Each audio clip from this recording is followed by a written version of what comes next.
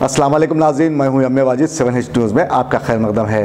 शहर हैदराबाद के इलाके याखुतपुरा में वाक़े एक फंक्शन हॉल में सेंट्रल पीस कमेटी की जानिब से एक प्रोग्राम मुनक्कद किया गया, जिसमें साउथ जोन DCP और ACP के अलावा मुकामी अफराद ने शिरकत की, जहां इलाके में भाईचारगी को फ़रोग़ देने पर तबादला ख्याल किया गया।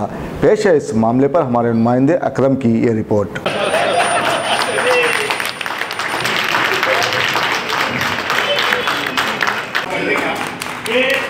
इसका बहुत बड़ा क्रेडिट जो जाता हम सब की कारकर्दगी के साथ हमारे कोऑर्डिनेटर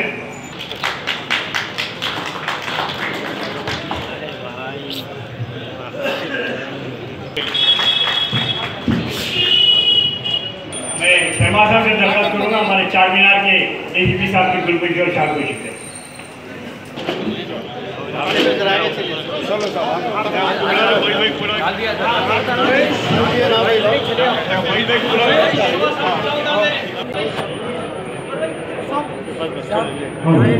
दोस्तों, अब आप रहिए हर वक्त तैयार, क्योंकि हम आपके लिए लाते हैं ताज़ा तरीन खबरों का अंबार। चाहे घर हो, बस हो या रेल, हम करेंगे आपको अपडेट एवरीवेयर।